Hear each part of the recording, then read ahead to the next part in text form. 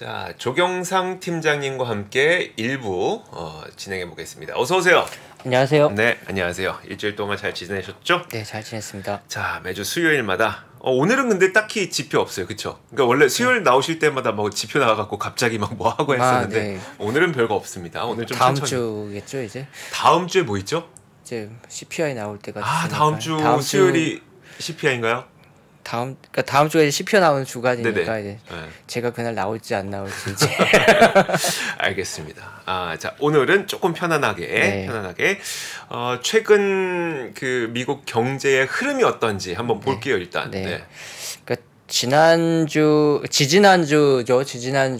이제 제조업 침체 이것 때문에 경기가 상당히 민감한 이슈였었어요. 네. 그러니까 지난주 중반까지만 하더라도. 그런데 나왔던 지표들 1분기 GDP라든지 아니면 이제 PC 이제 개인 소비 지출 물가 이 내용들을 보면서 상당히 좀 그래도 경기가 괜찮구나. 괜히 걱정했네. 그러니까요. 이런 분위기 기조로 이제 갔던 부분들이 확인됐고, 그래서 이제 물가 인플레이션 얘기를 조금 드릴 거고요. 그리고 지난주에 이제 발표됐던 PCE 안에서 좀 우리가 생각해봐야 될 걸 이제 찾아봐야 되는데, 그래서 이제 이번에 PCE 나오면서 가장 많이 달라진 게 어떤 거라고 생각하셨나요? 저는 딱 그거 3 드디어 봤다. 3자 봤다. 네. 그거 말고 아니 저희처럼 이제 죄송합니다. 네, 그거 말고요. 좀 이제 항상 이제 인플레이션에서 가장 큰 비중, 이건 PC든 CPI든 가장 큰 비중을 차지하는 게 주택과 관련된 네네. 이제 인플레이션인데, 작년 하반기에 월간으로 제가 봤던 수치는 주택 관련된 인플레이션이 0.8%였어요. 네. 월간으로. 네네. 올해는 1월이 0.8%대였었고 네. 그 다음부터 내려갔다라는 건 확실히 확인이 됐거든요. 네네. 근데 4월하고 5월 0.3%씩 기록을 했는데요. 제가 이제 CPI 나온 PC 나온 것들 항목별로 좀 만들어 갖고 왔는데 한번 네. 자료를 보면서 설명을 드릴게요. 이게 좀 다분히 주관적이지만 이 주황색은 좀 그러니까 데미지가 약간 있는데 좀 안 떨어질 것 같은 부분들, 내지는 올라간 부분이고요. 네. 이 노란색은 이미 떨어졌거나 이제 항상 똑같으니까 네. 크게 막 이제 물가나 이런 부분들에 큰 영향을 주지는 않겠다라고 판단해서 만든 거였는데, 보시면 주택 및 유틸리티를 보시면요. 전체 평균이 작년 1월부터 올해 이제 뭐 5월 달 것까지 평균을 낸 건데 0.61%거든요. 네네. 월 평균 상승률이 2023년 들어와서는 0.43%예요. 확실히 레벨 다운이 됐다라는 거를 우리가 느낄 수가 있습니다. 네네. 그리고 교통 서비스나 이런 부분들도 보시면 2022년 평균이 1%대였는데 0.23으로 확연하게 내려왔고요. 보건의료도 상당히 좀 많은 비중을 차지는 하긴 하는데 다소 올라가긴 했지만 이 수치가 큰 변화는 없어요. 네네. 그리고 이 정도의 상승폭이라고 하면은 아주 크게 부담은 솔직히 아닙니다. 0.2% 정도이기 때문에 네. 우리가 항상 경기 지표 나오거나 고용이든 소비자 물가지수든 가장 많이 나오는 게 레저 및 적개급이잖아요. 여기서 그렇죠. 보시면 음식 서비스 및 숙박 시설을 보시면 총 평균이 0.55%고 2020년 평균이 0.54%고 올해는 0.59%. 오히려 조금 더 높고요. 그리고 큰 비중을 차지하지 않는데 금융 서비스 및 보험 네. 이런 것들 보시면은 0.38%로 올라갔고요. 전문 및 기타 서비스들이 있어요. 이게 예를 들어서 이제 변호사를 만난다든지 네네. 회계사를 고용한다든지 뭐 이런 것들 있잖아요. 네네. 이 비용이 상당히 크게 올라갔습니다. 전문가의 비용이 이런 올라갔네요. 것들이 이제 서비스 인플레이션이라고 또 볼 수 있는데 많이 올라갔고, 그 다음에 내구재 쪽에서는 의류 및 신발이 좀 작년보다 훨씬 올라간 부분들을 네. 좀 확인할 수가 있습니다. 근데 이제 여기서 보면 이제 음식 서비스 및 숙박시설, 즉 레저 및 적개급 있지 않습니까? 네. 이쪽 부분을 놓고 생각을 해본다라고 하면 어떤 부분을 생각해봤냐면, 그 전체 미국의 총 고용 인원 수가 이제 찾아볼 수 있잖아요. 네네. 보면은 이쪽 섹터가 여전히 조금 2019 팬데믹 이전보다 낮기는 하지만 네. 상당히 많이 채워졌어요. 네네. 그러면 이 부분은 앞으로 좀 낮아지겠죠. 이제 고용이나 이런 부분들이 좀 약간 이제 완화되는 모습들이 이제 기대할 수 있는 상황이기 때문에 이쪽에 대한 인플레이션도 사실 어떻게 보면 서비스업이기 때문에 대부분 인건비에 의존 비용이라고 하면 인건비가 그렇죠. 차지하는 비중이 많다 보니까 거기에 따라서 가격이 올라간다 이렇게 해석한다라고 하면은 네. 이 부분 이제 조금 시간이 지나면 좀 다소 누그러지는 방향으로 갈 수 있지 않을까 그렇게 좀 생각을 해봤고 사실 그게 근데 이제 주택 및 유틸리티보다는 훨씬 뒤의 시점에서 네네. 일어나는 현상이겠지만 그래도 이제 이쪽 고용이 다 차가고 있다라는 부분은 상당히 좀 왜 근데 긍정적일 수 주택보다 있습니다. 서비스업의 인플레이션 그 감소가 더 늦게 나타나요? 이유는 모르겠어요. 지금 보여지는 지표가 주택 및 유틸리티는 이미 작년보다 네네. 레벨 다운 됐잖아요. 네. 근데 이쪽은 아직 레벨 다운된 상황이 아니기 때문에 똑같은 상황, 똑같은 경로를 걷는다고 하면은 이제 이쪽 부분도 시간이 지나면 이제 좀 내려가겠죠. 그 부분을 말씀드린 겁니다. 아, 네, 알겠습니다. 근데 정리를 해보면 일단 그 뭐 다양한 것들이 있지만 그 중에서도 우리가 가장 중요하게 봤었던 주거비와 서비스가 그래도 찬찬히 떨어지는 모습이 계속 나타나고 그러니까 연준에서 항상 말하던 게 주거와 관련된 인플레이션은 네. 완화되고 있는 가고 있다라고 얘기했던 이유가 네. 바로 여기서 좀 찾아볼 수 있지 않았나. 근데 최근에 그 서비스업 PMI 나오지 않았어요? 그 수치는 그래도 여전히 확장 국면이었어요. 서비스업 PMI는 이번 주 후반에 나오고 네네. 이제 제조업 이제 PMI는 네. 어제 간밤에 나왔었고 네네. 간밤에 나온 지표는 뭐 그렇게 좀 월요일 날 나왔었죠. 좀 그게 좀 좋지는 않았었고요. 네네. 이제 서비스업이 이제 이번 주 후반에 나오게 되어 있는데요. 요것도 제가 한번 좀 보고 자료를 가지고 설명을 드릴게요. 네. 서비스업 PMI는 보시면 2021년 11월 정도를 정점으로 해서요. 지금 보시면 제조업은 이미 우리가 침체가 굉장히 좀 많이 저하돼 있다라는 부분은 우리가 많이 알고 있습니다. 이미. 그쵸? 네. 서비스업이 근데 50 위에 있기 때문에 이 기준선이 50이고 50을 넘어가면 확장 국면이라고 생각하고 있으니까 서비스업이 상당히 강세를 보이고 있다라고 우리가 좀 생각하고 있는데 요 표를 보면은 좀 생각이 달라집니다. 그러니까 여전히 확장 국면이긴 한데 계속 네. 뭔가 둔화되고 네. 있네요. 그러니까 중국의 애널리스트 분들이 대부분 말씀하시는 게 이구동성 뭐냐면 네. 그래도 확장 국면이다 네. 라고 하는 네네. 거거든요. 근데 50 이상이다. 기대에 미치지 못하지만 네네. 확장 국면이다라고 하는 건데 시장은 그렇게 반응하지 않았죠. 근데 미국 같은 경우에도 보면 그럼 서비스업을 보시면 상당히 많이 내려오고 있는 상황이에요. 그러면 만약에 서비스업 PMI마저도 50 이하로 내려와서 위축 국면에 들어간다. 그러면은 시장에는 뭐 실제 경기 침체가 올지 안 올지보다도 침체에 대한 두려움이 커질 수 있는 거예요? 시장이 힘들어지겠죠. 특히 서비스업이 위축된다라고 하면은 고용이나 이런 부분들의 변수가 이제 어떻게 될지, 고용을 그냥 그대로 유지하고 그냥 갈지, 아니면 고용을 줄일지, 네. 이런 부분들이 이제 가변적이기 때문에 그럼 만약에 고용이 줄어든다 그러면 일단 전반적으로 개인의 소비가 줄어들기 때문에 경기에 미치는 영향이 생기는 거잖아요. 그러니까 경기가 위축되는 현상이 좀 빠르게 나타날 수 있는 거죠. 그러니까 이게 상당히 좀 저는 중요하다고 봅니다. 오, 알겠습니다. 서비스업 PMI가 나오는 게 원래는 우리가 그렇게 중요하게 보진 않았었는데 네. 이제 방금 보여주셨던 것처럼 50.3으로 거의 기준선에 맞닿아서 바로 위에 네. 있기 때문에 이게 만약 위축으로 가게 되는 순간 사실 경기 침체에 대한 우려감이 시장에서는 좀 네. 불어닥칠 수 있다는 거. 그러니까 그런 우려가 좀 네네. 있을 수 있을 것 같고요. 그러면 이제 올해 하반기를 이제 생각해 본다라고 네. 하면은 이제 학자금 대출이라든지 이런 부분들을 상환해야 되는 시즌이 오기 때문에 맞아요. 가처분 소득, 그러니까 내가 벌었으면 이제 잉여 소비를 할 수 있는 재원이 좀 줄어드는데 네.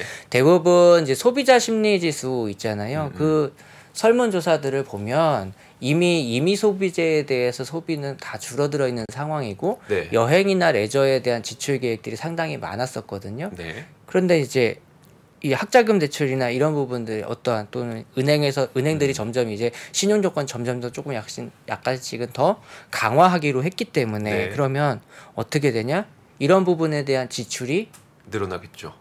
늘어나기 때문에 네. 내가 여가를 즐기는 부분에 대해서 줄어들겠죠. 레크레이션은 그래서 이미 줄어든 것 같고 심지어 이제 외부 활동을 하는 네. 여행이라든지 이런 부분에 대해서도 어느 정도는 향후에 위축될 수가 있기 때문에 서비스업에 미치는 영향도 있을 수 있다.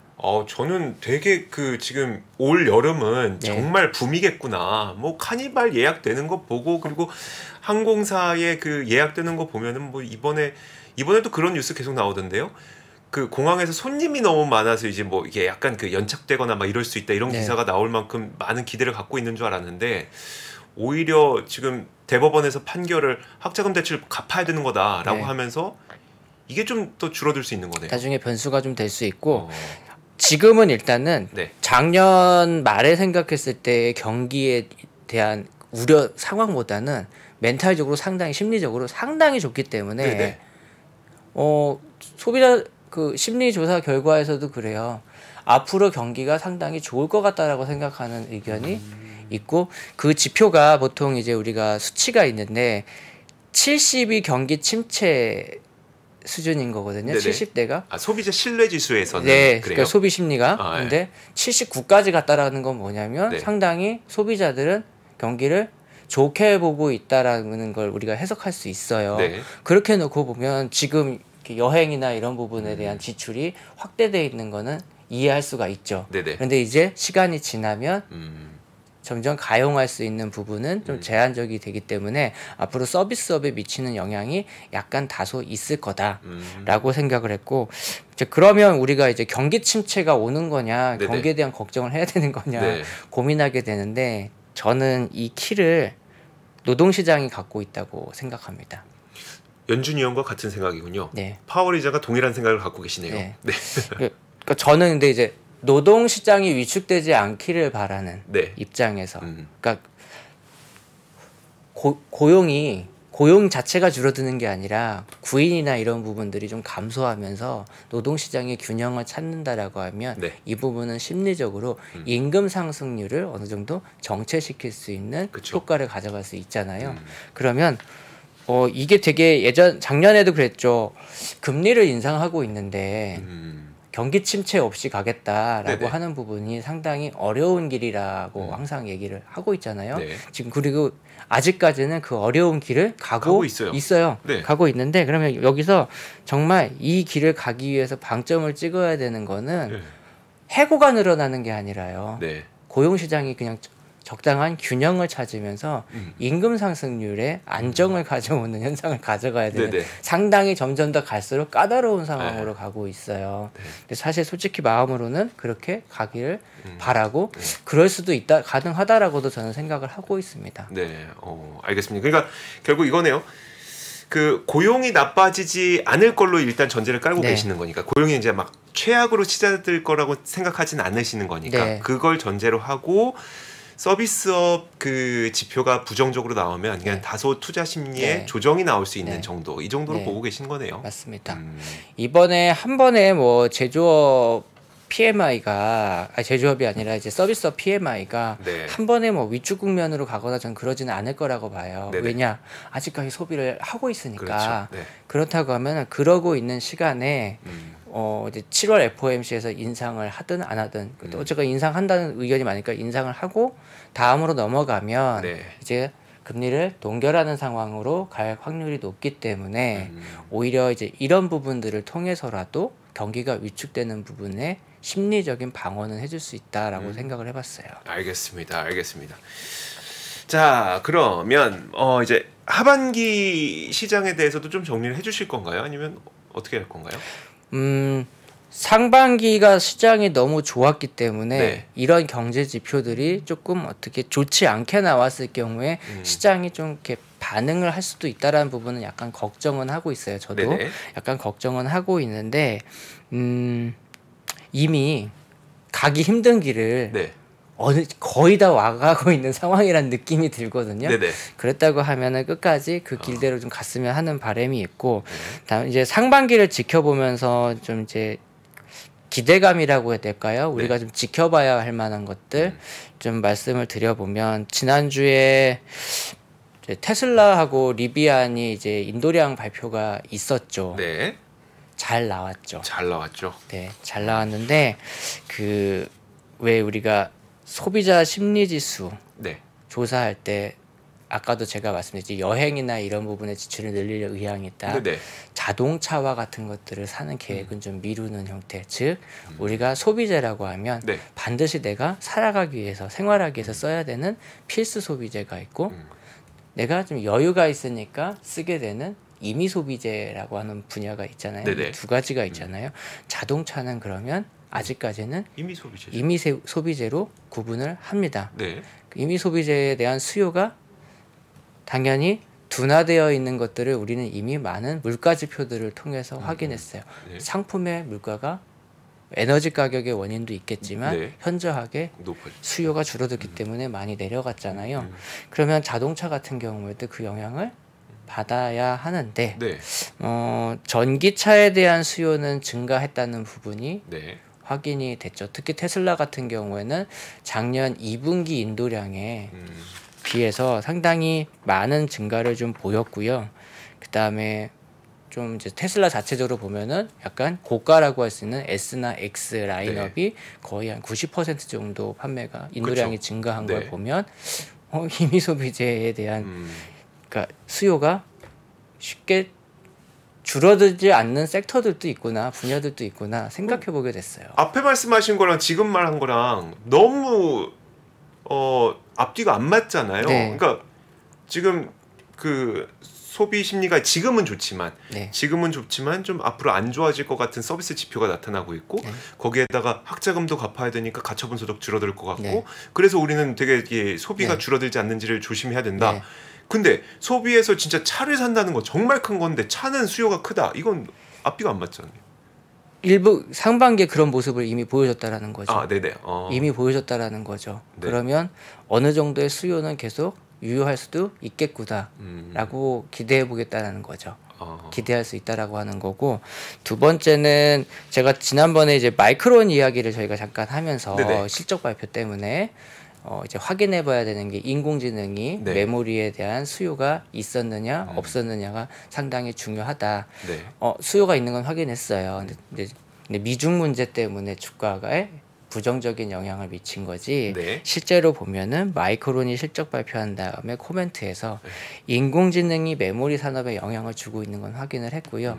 우리나라 국내 주식 하시는 분들 보시면은 하이닉스 네. 라든지 하이닉스 되게 좋죠. 네. 네. 삼성전자도 이제 준비를 한다고 네. 하고요. 결국엔 이제 이 인공지능에 맞춘 메모리에 대한 수요가 깨어나고 있다는 부분들을 확인할 수 있었거든요. 네, 네. 그러면 2분기에 하반기에 경기가 좀 안 좋을 수도 있다라고 생각했지만 네.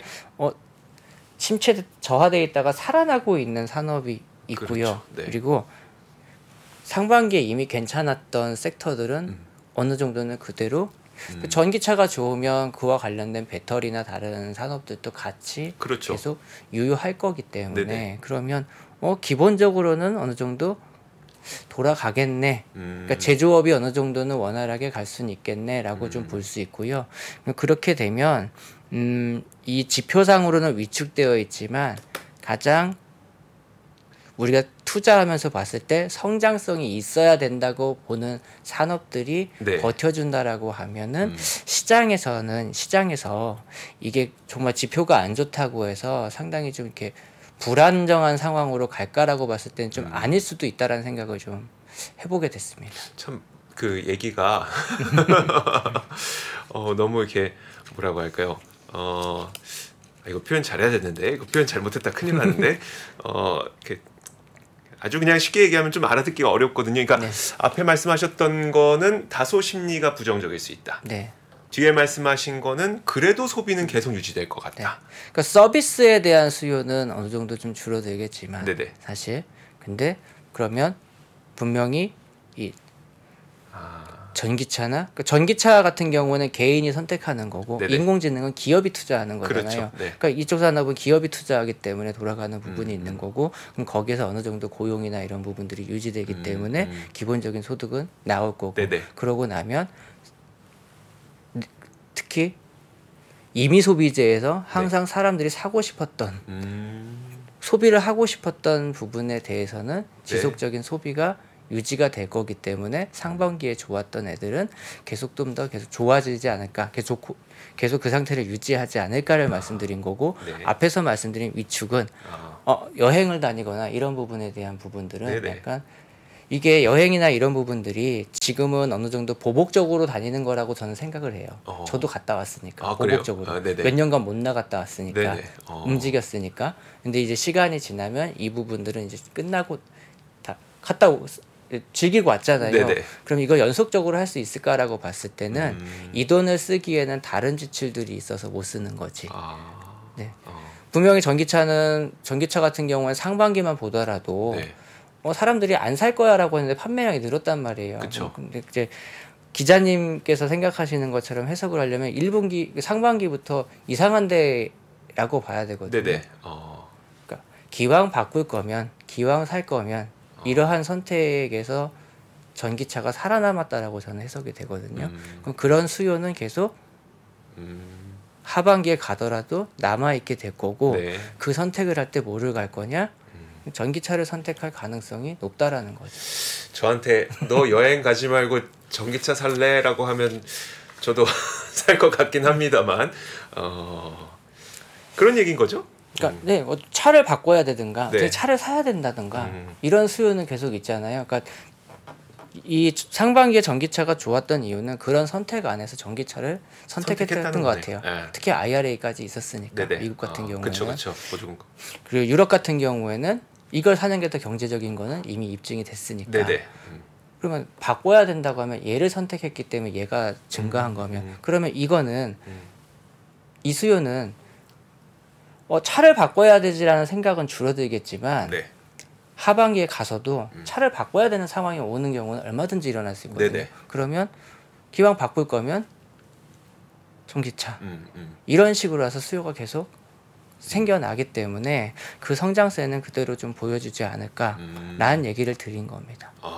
알겠습니다. 그래서 이제 사실 상반기에 많이 올라왔던 이 기업들, 그러니까 너무 기업 가치가 너무 가파르게 상승해서 두려운 분들을 위해서 마음을 다잡을 수 있는 굳이 여기서 여러분들 너무 겁난다고 팔거나 하지 마세요. 이런 마음을 좀 다잡을 수 있는 이야기를 좀 해주신 거네요.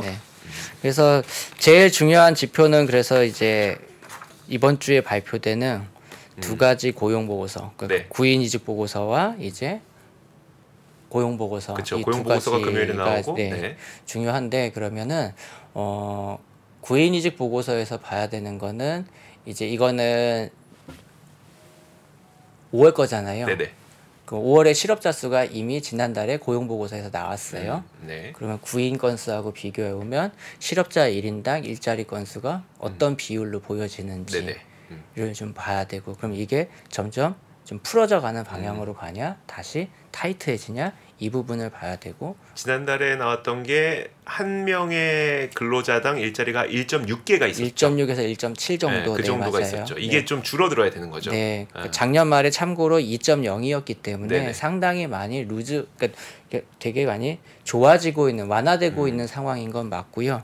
그 다음에 이제 고용 보고서에서는 임금 상승률을 이제 체크를 해봐야 되는데, 그러면 여기서 임금 상승률은 떨어졌는데 고용은 그래도 괜찮아 라고 하면 그럼 골디락스네. 굉장히 나이스한 방향으로 가는 거고, 저도 그걸 기대하고 있는 거거든요. 제일 최악은 여전히 근로자 한 명당 일자리가 막 1.7개 많이 안 떨어졌어요. 그러니까 사람들 사업자들 그리고 자영업자분들이 막 사람 구하려면 여전히 임금 많이 줘야 되고, 그런데 실제로 고용 보고서에서 임금 상승률이 높게 나오면 이렇게 되는 건데, 이제 금리 인상으로 가거나 아니면 이제 경기가 위축되고 있는데 금리를 올려야 되는 상황이네, 이렇게 되면 영국이나 유럽처럼 되는 거고, 굉장히 복잡한 상황으로 갈 수 있는데, 지금까지 온 길들을 좀 놓고 보면 이제 임금 상승률은 떨어지고 고용은 어느 정도 완화되면서 서비스업이나 이런 부분들이 좀 버텨주면서 가는 형태로 가져야지 시장에서는 일단 매크로적으로는 가장 좋은 상황일 거고요. 그렇게 가기를 좀 바라고 있습니다. 안 그래도 요즘에 미국에서는 그 개인 사업자분들 있잖아요. 자영업자분들이나 이런 분들이 고용을 하는데 요즘에는 그렇게 사람들이 막 많은 임금을 요구하지는 않는다고 하더라고요. 그만큼. 다행인 거죠. 그러니까 우리가 이런 현상을 보면서 아 임금 상승률이 좀 다소 둔화될 수 있겠구나라는 걸 추측할 수 있는 거고 그리고 이런 현상들을 보면서 근로자 한 명당 일자리가 그 전까지 그 전엔 2개였으니까 2개였는데 뭐 1.7개로 내려왔는데 뭐 조금 더 낮아지겠구나라는 거를 우리가 좀 추정해 볼 수 있는 그리고 거고요. 뭐 이제 어저께인가 그저께 나왔던 이제 미국에서 나왔던 얘기인데 이제 이 실제 우리가 알고 있는 고용 동향이 약간은 과장되어 있다라고도 나오는 얘기도 실제로 보면은 그러면은 고용 시장은 위축되고 있는 것 같은데라는 식으로 이제 해석되어 있던 기사들도 있었거든요. 그러니까 이런 게 뭘 말하는 거냐? 고용 시장의 분위기가 상당히 이제 좀 어느 정도 완화되어 가고 있는 상황이 아니냐 이렇게 해석할 수가 있을 것 같습니다. 해고가 없는 임금 상승률의 안정 이게 제일 중요한 상황인 것 같아요. 알겠습니다. 와 진짜 그 어려운 걸 해낼 수 있을지 한번 보도록 하겠습니다. 서비스업 PMI 한번 살펴보고요. 그리고 이번 주 후반에 예정되어 있는 고용 보고서 그리고 그 전전날이죠. 전전날 나오게 되는 그 졸트 구인 이직 보고서 이거 다 확인하도록 하겠습니다. 자, 저희도 뉴스 나오면 다 전해드릴 거니까요. 너무 걱정하지 마시고 저희가 전해드리는 뉴스 잘 참고하시면 될 것 같아요. 자, 조경상 팀장과 함께했습니다. 고맙습니다. 감사합니다. 시간이 흘러도 변하지 않는 여러 가지 원칙과 사고체계는 존재하거든요. 대가들의 사고체계, 투자 기법이 아니라 생각의 방법 그런 거를 분해를 해서 재구성을 해서 하나의 어떤 틀로 조합을 하는 과정이 필요한 것 같다. 라쿤 자산운용 홍진채 대표의 거인의 어깨에 19년간 초과 수익을 달성한 그가 어떻게 주식 대가들의 투자법을 활용했는지 이 책에서 최초로 공개합니다. 대가들의 검증된 투자법을 여러분의 눈으로 직접 확인하시죠.